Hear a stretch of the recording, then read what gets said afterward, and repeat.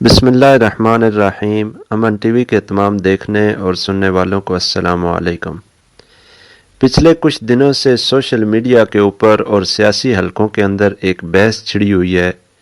کہ جنرل باجوہ صاحب نے کیوں امریکہ کو فون کیا اور ان سے درخواست کی کہ آپ IMF کو کہیں کہ وہ ہمیں لون دیں۔ اس کے اوپر عمران خان صاحب کا بھی بیان آیا کہ جب آرمی چیف فون کرے تو سمجھیں آپ کا ملک کمزور ہو رہا ہے۔ تو اس بات کو سمجھنے کے لیے کہ کیا ضرورت پڑی تھی آرمی چیف کو فون کیا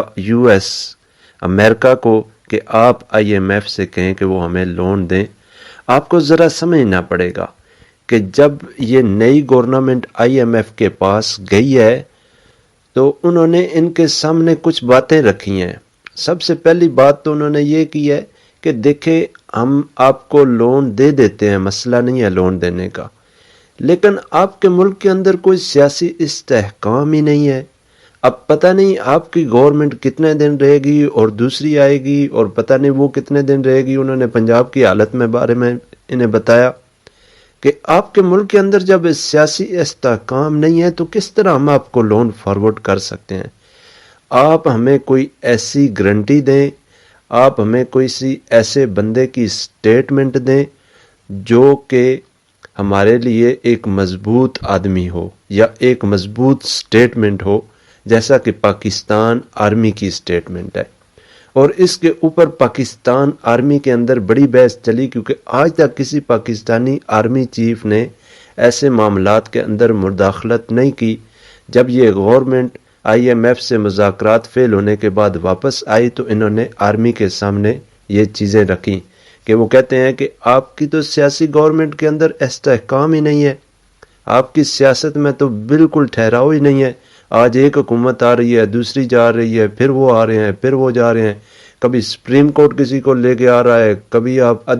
تحریک عدم اعتماد کے ذریعے کسی کو ہٹا رہے ہیں، پھر پتہ نہیں ملک میں ایک دھنگا مشتی چلی ہوئی ہے۔ تو ہم آپ کو لون کیسے دے سکتے ہیں؟ تو اس کے اوپر آرمی کی میٹنگز ہوئی کافی، اور ان کے اندر طے ہوا کہ آخر ملک تو اپنا ہے نا، ملک کو تو بچانا ہے، تو اس لیے یہ فیصلہ کیا گیا کہ آرمی کی گارنٹی کے اوپر جو ہے وہ army chief general Qamar Bajwa جو ہیں وہ US سے بات کریں گے، امریکہ سے بات کریں گے اور گارنٹی دیں گے، تو اس کے اوپر جو ہے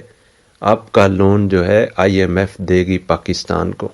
تو عمران خان صاحب کی سٹیٹمنٹ دیکھیں آپ کہ جب آرمی چیف کسی کو فون کرتا ہے تو سمجھو اس کا ملک کمزور ہو گیا ہے۔ عمران خان صاحب آپ کو یہ سٹیٹمنٹ دینے سے پہلے سوچنا چاہیے تھا کہ یہ ملک کے اندر سیاسی استحکام کیوں ہے، کیوں ہمارے ملک میں ایسی دھنگا مشتی چلی ہوئی ہے کہ آپ سارے سیاستدانوں کو ملک کی نہیں اپنی کرسیوں کی فکر پڑی ہوئی ہے۔ کوئی نیا پاکستان بنا رہا ہے، کوئی پرانا پاکستان بنا رہا ہے۔ آپ نیا نہ بنائیں نہ پرانا بنائیں، آپ بھئی ہمارے پاکستان کو ہمارے حال پہ چھوڑ دیں۔ اور یہ جو آپ کی سٹیٹمنٹس ہوتی ہیں نا، آپ حکومت کی سٹیٹمنٹ سن لیں، مفتاح اسماعیل وغیرہ کی، تو ایسی بے تکی باتیں ہیں، ایسی بے تکی جن کا نہ کوئی سر ہوتا ہے نہ کوئی پیر ہوتا ہے۔ عمران خان صاحب کی باتیں سن لیں، اسد عمر کی سن لیں، تو ایسی بے تکی باتیں یہ لوگ کرتے ہیں جن کا کوئی نہ سر ہوتا ہے نہ پیر ہوتا ہے۔ اگر آپ ایک اچھے لیڈر ہیں، آپ صادق اور امین ہیں، میں یہ بات سب کے لیے کر رہا ہوں، پاکستان کے ہر سیاستدان کے لیے کر رہا ہوں